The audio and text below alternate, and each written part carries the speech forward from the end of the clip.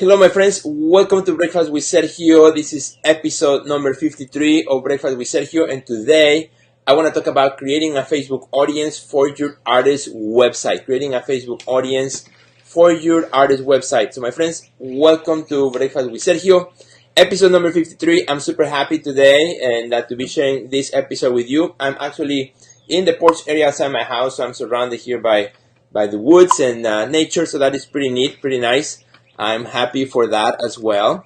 Always good to hear the birds in the morning. I love mornings, and that's why I do Breakfast with Sergio in the morning. So thank you for joining me for Breakfast with Sergio today. What's on my plate? Well, I don't know if you can see it, but in my plate I have today French toast with strawberries on top, really good, and of course cinnamon. As you guys all know already, I love cinnamon. So that's my breakfast for today. French toast. Or actually, I didn't make the French toast. My wife, Jaina Gomez, she made the breakfast. And she made some delicious French toast, which I get to share here with you during Breakfast with Sergio. So, my friends, I want to talk about how to create a Facebook audience for your artist website. How to create a Facebook audience for your artist website. But before I say how to do it, and it's just going to be a quick overview, I want to talk about why you might want to do that. Why you might want to create a Facebook audience for your artist website. Well, I think you should do that. Maybe you're not running Facebook ads right now. Maybe you have no plans of running Facebook ads any time in the near future. But I think you still should consider creating an audience of people that visit your website, your artist website. Now, particularly if you're an artist who are selling work online, if you are selling work directly from your website, again, every artist is different. But if you have a business, your art business runs from your website, or you have direct sales from your website, then you may want to have or create a Facebook audience of people that come and visit your website, or people that come in and visit your website, your entire website, or different pages within your website. So why you might want to do that? Because with Facebook, you can tag the people that come and visit, and you create an audience of the people that come and visit your website. And out of that audience, then later, if you want, if you wish, you can run advertisement to that audience, or you can create what's called lookalike audiences. In other words, you tell Facebook, find me more people that look like the ones that are visiting my website.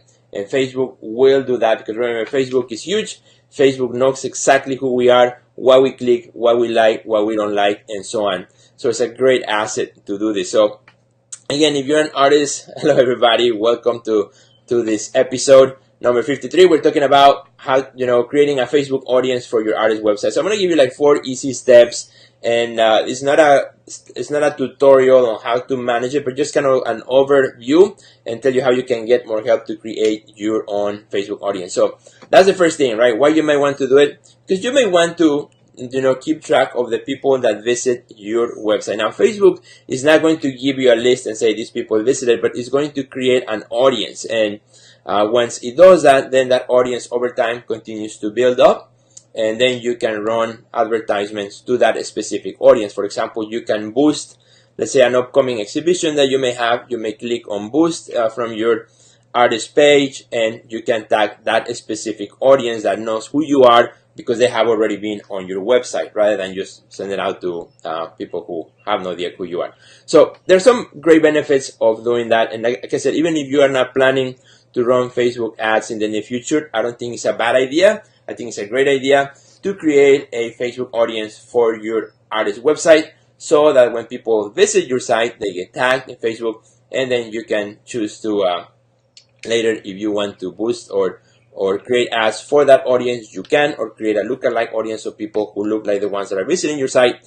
And this is the same for Instagram. So because Facebook owns Instagram, as you probably already know, so it's exactly the same thing. If you want to run your ads on Facebook or Instagram, you have to build an audience so that it's more effective.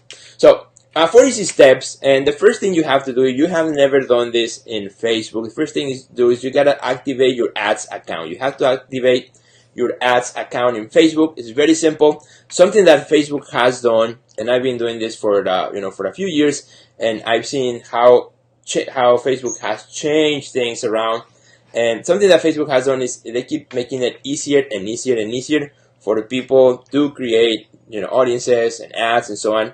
Why? Because they want you to spend money on their platform. So they're making it super simple, super easy to set up. Of course, there are many advanced features, but anyone can set up a Facebook audience. It's very simple. So first thing you gotta do is you gotta activate your ads account. So it will take you through a tutorial or through a wizard that step by step Facebook will tell you how to do it. It's very simple. And if you've never done this, when you are in your Facebook page on your computer or your laptop on a desktop, what you do is you go to the left column and you will see there ads, Facebook ads. You just click Facebook ads, and this is the first time you click on it. Facebook is very smart. It will let you know, hey, you have not set up a Facebook ads account. So it will tell you and it will help you to do that as well.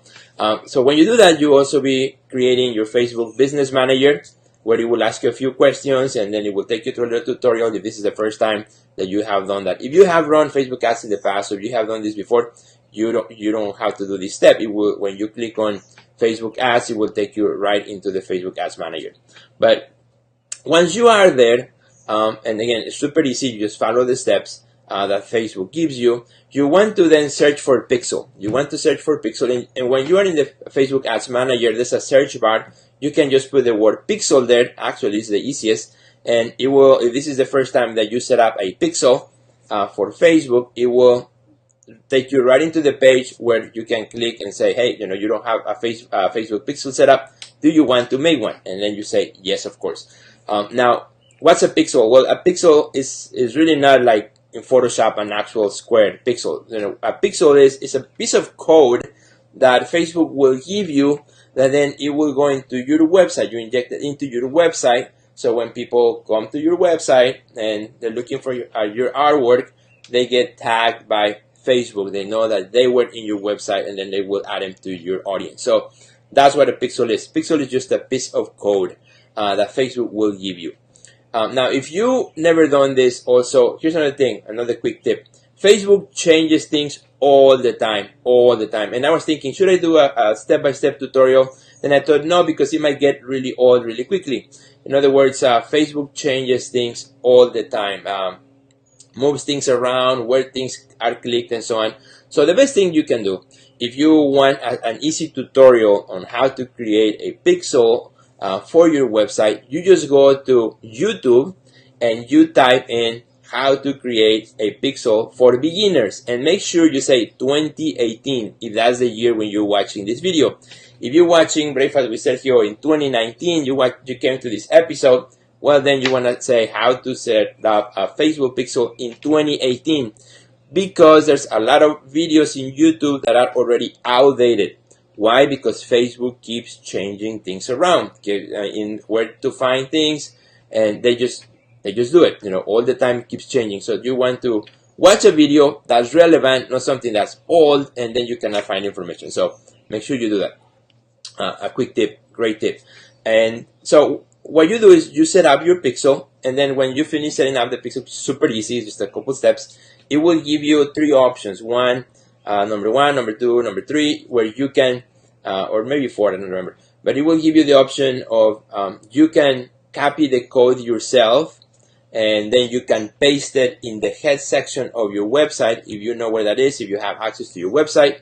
Or what you can do as well is if you have somebody who designs your website, you just click on send pixel to my web developer, and then you just click there, you put your web developers or your web designer's email, and then they will send the pixel to them, that little piece of code to your designer. But if you do it yourself, if you're using websites like Wix.com or Squarespace or any of them, it's really easy. You can copy the code that Facebook gives you, the pixel, and then you just put it in the head section of your website. If you don't know how to add that in your website, again, you can just Google it. You will find it really quickly. If you are in Wix.com, you say, how do I add Facebook pixel in Wix.com? And then it will give you really easy tutorials to follow. Again, this is not rocket science.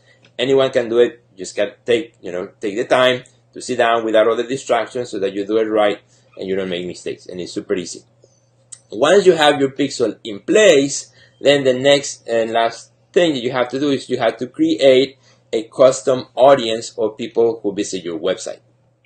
So how you do this, you go to your Facebook Manager, you go to custom audiences, and you can say new one.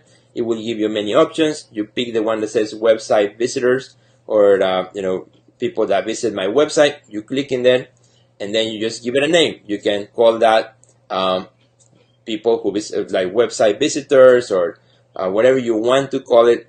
And then it gives you different days in which you how many number of days you want Facebook to keep track of the people that visit your website. The maximum, which is what I recommend you use, is 180. In other words, 180 days, about half of a year, 6 months time, in which Facebook will be gathering that information and will be gathering that information and adding it to your website. And that's how you do it. That's how you do it, my friend.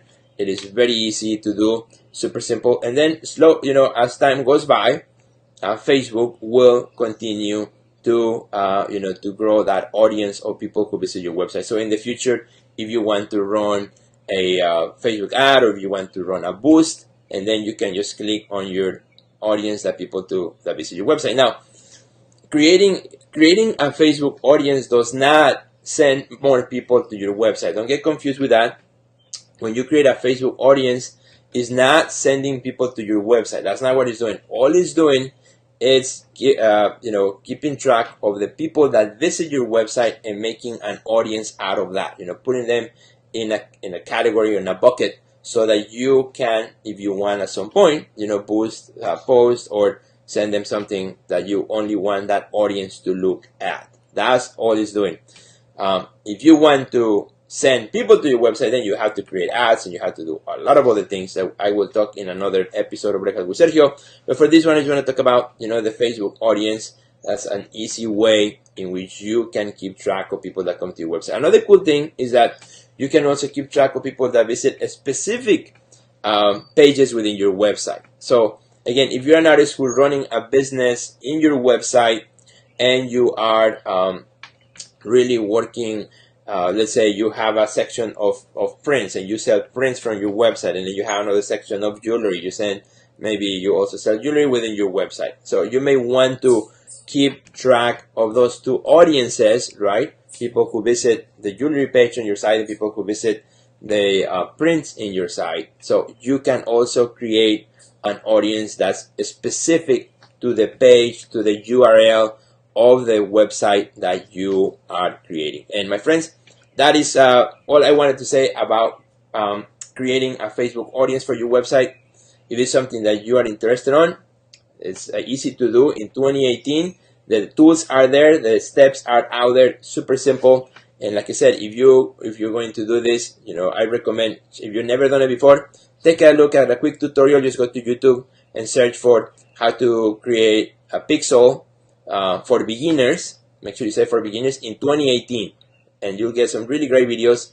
And then you say how to create a custom audience for my website for beginners in 2018, and you get some really, really beautiful videos that you can watch, and they'll show you the screen, how it looks like, and anyone can do this, my friends. So hope you enjoy Breakfast with Sergio. Thank you for joining me today in episode number 53. Again, if you want to check out some of the other resources that we have, just go to theartistnextlevel.com. I'm pretty excited because next week we're going to launch a brand new webinar, brand new topic coming your way very soon. I will be announcing it next week. I'm super pumped, super excited about that. We've been working on this for quite a few months, and it's going to be great. And don't forget to follow me also on Instagram at Sergio Gomez Projects, and I will see you, my friends, next time on Breakfast with Sergio. Enjoy this beautiful day, my friends. Goodbye.